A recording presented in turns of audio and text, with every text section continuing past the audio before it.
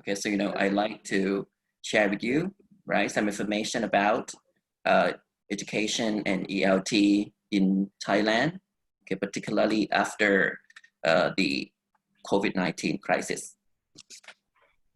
And thank you very much, for the introduction of me.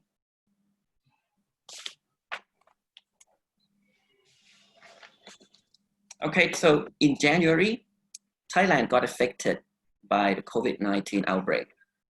And so the whole nation went in the lockdown by March. And today, the country is in a much better position and regulations are more relaxed. So the impact of the COVID-19 crisis can be felt across the sectors, and including the higher education institutions, where lockdown and social distancing mean that schools and universities can no longer run classes and face-to-face interaction couldn't happen. During the outbreak, the former Ministry of Higher Education, Science, Research and Innovation has been very active in working with Thai higher education on strategies to respond to COVID-19. For example, job creation program, was initiated, and over 3,000 million baht from the ministry was allocated to COVID-19 response, including research funding and upskilling and reskilling schemes. So what are the challenges for schools? So school closures as part of measures to control the spread of COVID-19 pose challenges that will transform the face of Thai education.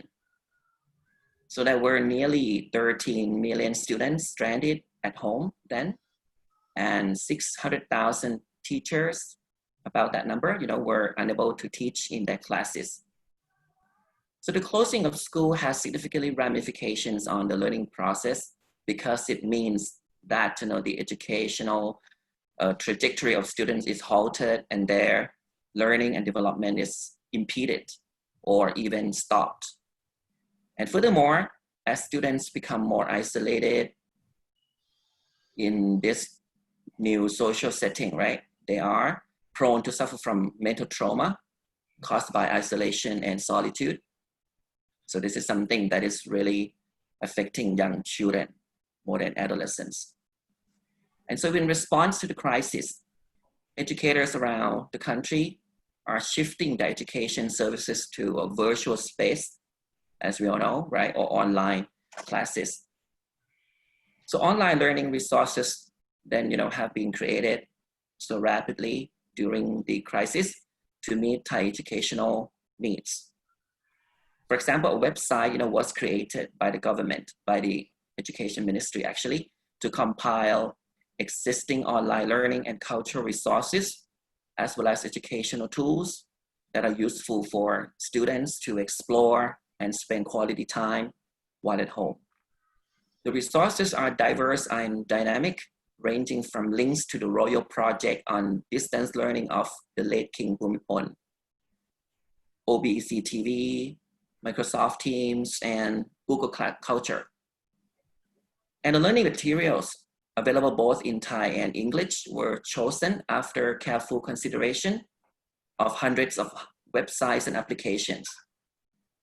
And the portal, is made, right, with a clear vision to be as user-friendly as possible to ensure effective educational experiences. The portal also offers a one-stop service for students and the library if students want to search, learn, and explore quality educational services from Thailand and around the world. So the process of making the portal has been eye-opening actually, because we can see that the Thai education is extremely fatigued and was not prepared to deal with a crisis of this magnitude. So the Education Ministry online learning resources for students nationwide are severely criticized as well. So this is another big challenge facing us, because the problems of the resources include something like no learning materials, inappropriate teaching, media, technical issues, inability to note content in time, and websites crash. So students must register to attend classes during a limited period of time and under the supervision of their parents. So this has caused a lot of difficulty for students. So we can say that online learning in Thailand is just the tip of the iceberg. Firstly, the existing online resources for students in Thailand are still limited in quality and quantity. And also most resources are in Thai. So it's not just the quantity that is worrying, but also the quality of content. So most of the Thai educational content online replicates traditional pedagogy, which is based on a top-down rote learning approach. So being in front of a camera without having real students is already a challenge for teachers. But however, if teachers don't change their pedagogy to incorporate technology to invite students to participate, the lectures will be static and less effective. So this is another big challenge, for the online resources that we have in Thailand. And another issue is infrastructure. So as we can all know, so bigger schools, regardless of their locations, are better endowed, right, with financial, educational, and technological resources than smaller schools. So students from big school can gain access to all the devices like smartphones or iPads, which enable them to learn online. But small schools throughout the country, even in Bangkok, the capital of Thailand, are facing a severe shortage of basic resources, and children don't have smartphones, they don't have the devices, and they don't have adequate access, to Wi-Fi services. And also, it's very hard to be sure that students are learning while they're online. I think all of us, have experienced this because, the students, may close the cameras and they mute themselves during lectures. They may be doing something else like playing a game or playing with their pets. So it's hard, to assess and evaluate our students' performance. So an online test is also difficult to administer because there's no guarantee that students do not cheat or refer to other resources while taking the test. Okay, so here you can see some pictures. To the left, right, is an example of distance learning TV program. Okay, this is one of the royal projects, which is very useful. Okay, although the way classes are taught is still quite traditional, so this may not be interesting enough for students to watch them from home. So they provide lessons, for all subjects and for all levels of education. And then to the right is the website, okay, that was created to provide online learning resources. Quite useful, although still limited in terms of information. Now, what about the university levels? What are the challenges, for them? So radical disruption driven by shifting demographics, rapid technological change, globalization, and the coronavirus pandemic is forcing universities to redefine their role and the value they provide to their students and society. So according to our former Minister of Higher Education, Science, Research, and Innovation, Thai universities are facing three major challenges. So the first challenge comes from changes to the demographic structure of the country itself. The birth rate in Thailand has fallen drastically. So universities in the near future will not be able to rely on secondary school graduates anymore. So on the other hand, the average life expectancy for Thai is expected to improve, okay, due to the better healthcare, right, health technology. So instead of competing to attract secondary school graduates, now universities, should focus more on retraining and reskilling people who are already in the job market to help them survive technological disruption. And people live longer, right, as we know, and they work longer. So they will need to reskill themselves again and again to keep up with the pace of technological change. So that's why, universities will have to expand their customer base. And the current traditional model of universities as places where students spend 4 years to get a degree for the rest of their life, will become irrelevant now.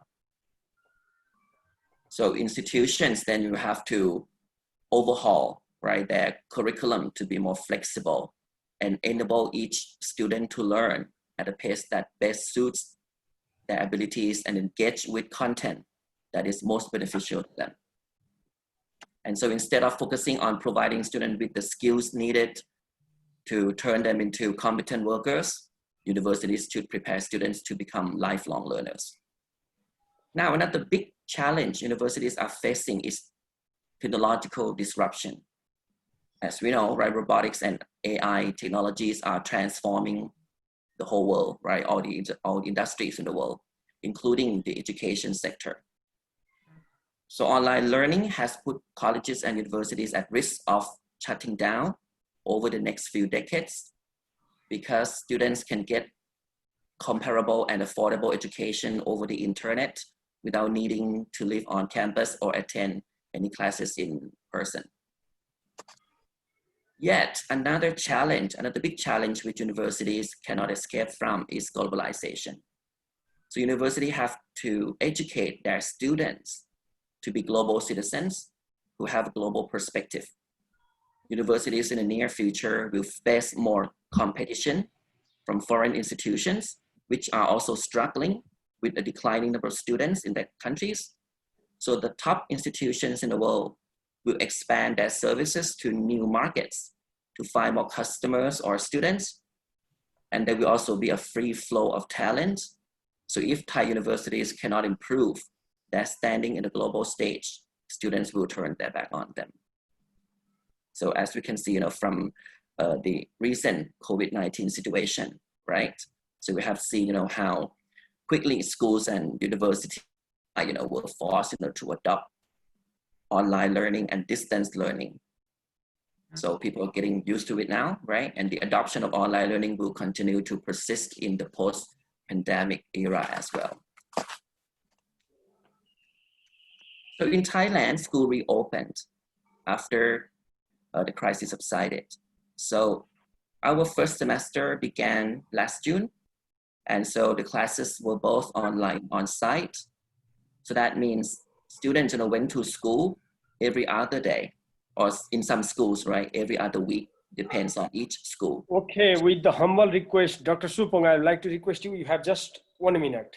Oh, just 1 more minute? Yeah. Okay, so then let me wrap up, okay? So this is our situation now, right? So our schools reopened on July 1st. And then these are the pictures, of students going to school wearing masks, all right? Or wearing something like, a hat, okay? So, for social distancing rules. And universities in Thailand started their first semester in different months. So, we have both, online classes only or on-site classes only or combination of both. But, we apply all the hygienic rules. And, these are some pictures of our classrooms at my university, Thammasat universities, right? So the chairs, right, the seats, are put separately. But all students are wearing the mask, and we have this sanitizer for them. Okay, when they are back in the classroom, right, they are happy, they are fine, they can do the presentation. But of course, they are wearing the mask. So in terms of opportunities, right? So we can see that online learning has widened access to education and knowledge, okay, because then students can access information from the internet, very easily. And, during the outbreak, what we did, was we could invite some scholar to speak or teach or conduct workshops online for our teachers, for our students as well. And we have done a lot of, online thesis defenses. Okay, so that, we could invite anyone in the country from anywhere in the country, or actually anywhere in the world, right? So examiners overseas, could have been invited as well. This is a very good opportunity, all right? And so universities of the future, right, we become the places for people of all ages. Okay, thank you so much, Dr. Supong.